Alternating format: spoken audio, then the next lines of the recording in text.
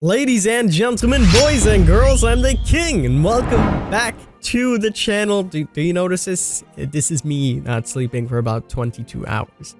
We're not gonna get into it. I've been waiting all day for some news from Dead by Daylight, and finally, we have some huge news for you guys. We have right here what you guys are seeing, the developer update for February of 2020. These are basically all of the patches that we're going to be testing out tomorrow in the PTB, as it's going to be coming out on Tuesday, so everyone on PC will be able to play this.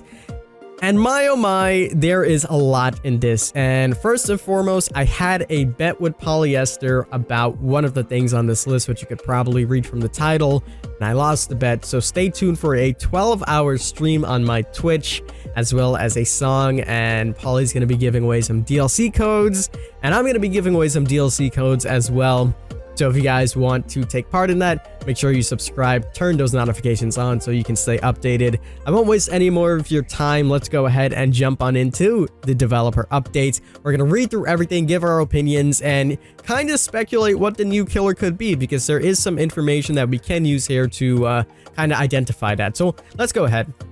Developer update for 2020. The first developer update of the new year is here. In this series of blog posts, we will take a look at the upcoming changes and improvements making their way into Dead by Daylight, as well as our progress on any pressing issues. This time around, we'll be revealing the changes coming to toolboxes and items, changes to a pair of killers, and a new game-changing feature. Let's go ahead with the first thing. The first thing on the list that we have here is matchmaking. Obviously, they spoke about matchmaking in the past. We've covered this in one of the videos where they're coming out with their basically skill-based ranking system. If you want more information, I'll leave the blog post down below. We're not going to really focus about that because we've already spoke about it previously. What we have here are toolbox repair changes. So let's see what they wrote here. Toolboxes have been on our to-do list for a while now. While they aren't always a game changer on their own, they can quickly become problematic when multiple survivors choose to bring one in the trial. Since repairing generators is the survivor's main objective, we want to make sure that they cannot speed up their repairs too much. This is something we've kept in mind with perks, which is why a few perks affect repair speed.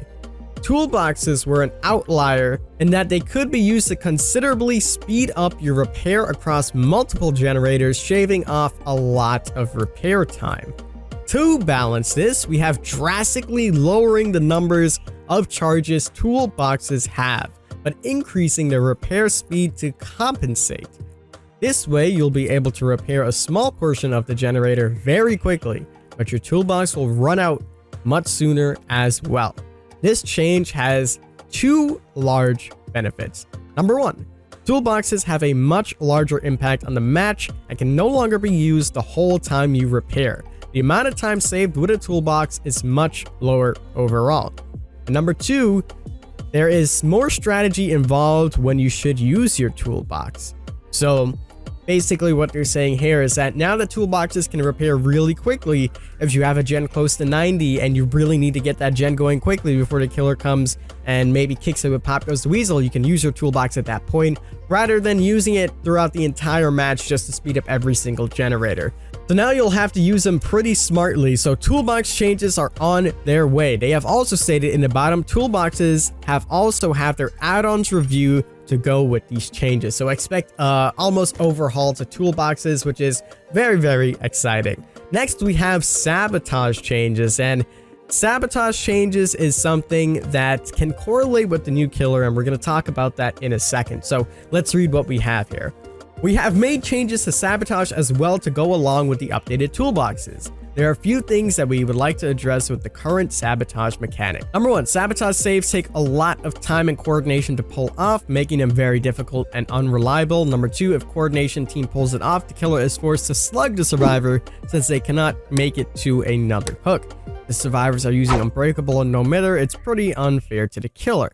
This was an old strategy that a lot of people used way back in the days when you could just break all the hooks around and then 99% hooks currently and just, collapse them and the killer won't be able to do anything about it. So let's see the changes that they are going to make. To make sabotaging more interesting and accessible, we have made the following changes. Number one, Sabotaging now only takes a few seconds. A process resets if you cancel the interaction, so it will be maybe as short as cleansing a totem, maybe even slower, because cleansing a totem is quite a while, so maybe 2 or 3 seconds to break a hook, and then if you let go at any point, you will actually cancel this out. So this would work well with perks such as Breakout. You know, you can run, take a hit, sabotage, and keep on going. The number of hooks that can be sabotaged with every single toolbox is very limited. Sabotage hooks respawn much faster. Hooks can now be sabotaged from any angle, so you won't be forced into your animation. And finally, the biggest one of them all, bear traps can no longer be sabotaged. And you know I'm happy about that as a trapper main. We've also got some new trapper updates as well, so I'm very, very excited about that. They go on to talk a little bit more about some perks, so let's go and take a look at that. First of all, we have Saboteur. This is going to be the updated one. See the auras of hooks within the killer's carrying range when a survivor is picked up. And number 2 on the list is Sabotage a hook without the need of a toolbox with a cooldown. Then we have Hangman's Trick, which is another perk that's going to affect hooks as well. Gain a notification when a hook sabotage starts, and while carrying a survivor, see the auras of any survivors within a set range of a hook. So these perks kind of go back and forth, and they kind of, you know, go against each other. So if you run them together, it'll be quite interesting. And if you use one and the other killer doesn't use the other one, then it'll outweigh that. Then we have Breakdown, which is the only other perk that really affects hooks, and hooks broken with this perk will remain broken for 3 minutes. Next on the list is Item Retention Update. So this is another interesting feature that we have. Now, what we need to focus on is right here. Going forward, items will not be destroyed if their charges are used up. Instead, the item will be disabled for the rest of the match. If you escape with an item with no charges left, it'll be added back to your inventory as always. At the same time, we'll be making it so that any add-ons you equip are consumed after the match, whether you escape with the item or not. This is in line with killer add-ons, which are single use. Ace in the Hole will allow you to keep any add-ons you escape with in the trial. So Ace in the Hole is going to be getting a little bit of a buff.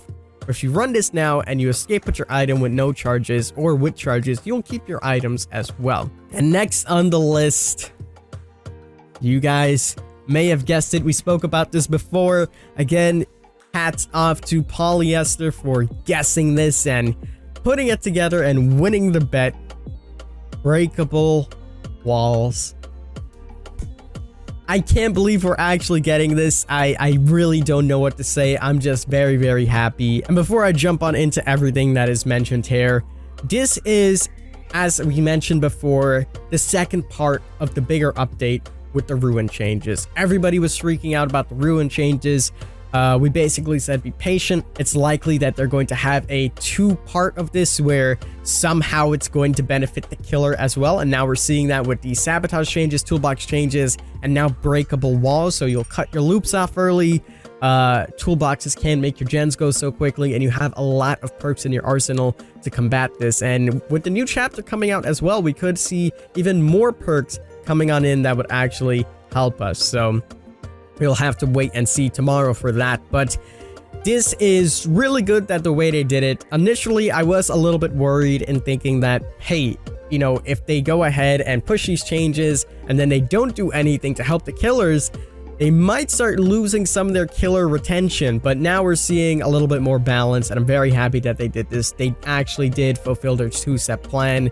And the reason why they showed the ruin changes first was to get it out the way, because dropping the ruin changes on top of all of this would be so much that it would just be way too much to comprehend in such a short amount of time. So let's go ahead and read what they say about breakable walls here. Debuting alongside the new chapter, we are pleased to announce a new feature that will allow killers to shape the map as they hunt down survivors: breakable walls. This mechanic is available to all killers.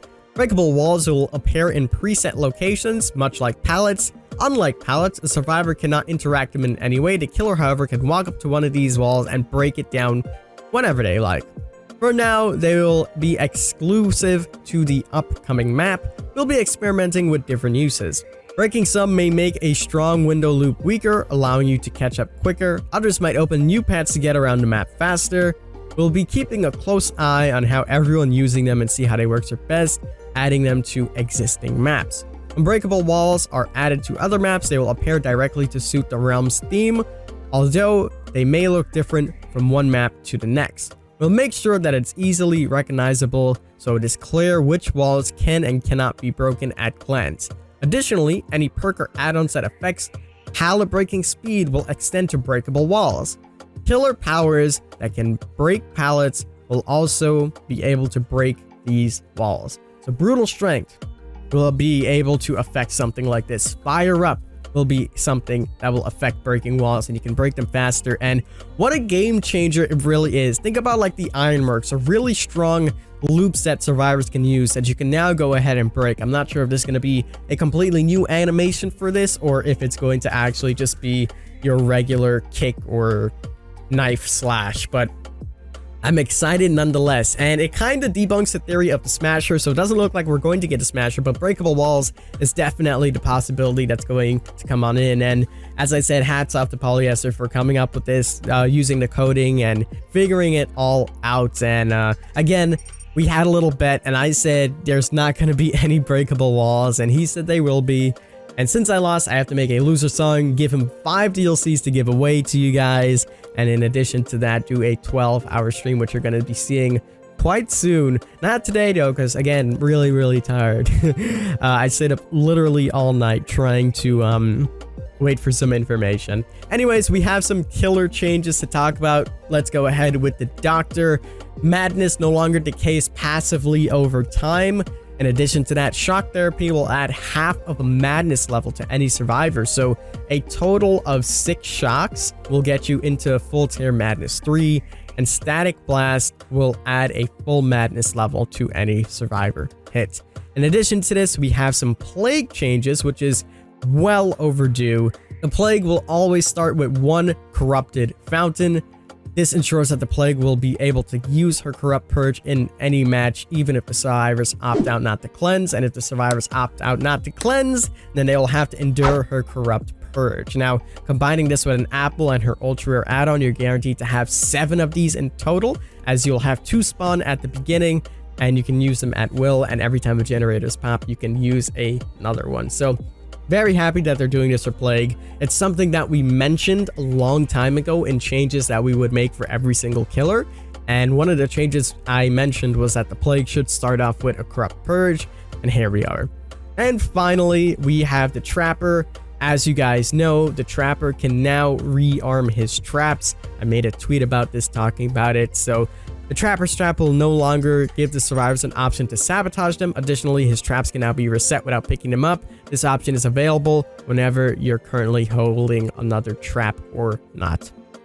And at the end, they wrap it up by saying, this concludes the February edition of our developer update. As always, all of these changes will be available for testing on the PTB before they go live. We look forward to hearing what you think about everything we've detailed today. The Dead by Daylight. What an update. I don't even know what to say. There's so much to digest here, and I just can't wait to test them. And I'm very hopeful to what's to come with this and how it's going to work. I'm just very excited, to say the least. Tomorrow, we're going to get the official reveal of who the new killer and survivor is going to be. Or maybe it could be a little bit later today. We'll have to wait and see. But judging by how much information we received today and previously when we received the Oni trailer on the same day as the PTB, it's more than likely to come out tomorrow. And I'm quite happy that we received this. We actually got something today, so all of this wouldn't be dropped tomorrow. So that's gonna wrap it up for this video. I'll make it short because we have been expanding on our time. We're already about 15 minutes in, so I'm gonna wrap it up here. I hope you guys did enjoy. Let me know what you guys think of all of the updates. Make sure you come out to the stream, and you can see that 12-hour stream coming very soon. We're also going to be streaming tomorrow, and a lot of information for you guys tomorrow. Make sure you guys are subscribed with notifications on to get all of those updates as soon as they come out. I'll be bringing them to you ASAP, so you guys will be seeing that. And as always, I'm the King. I tip my crown to you guys, and we'll see you in the fog.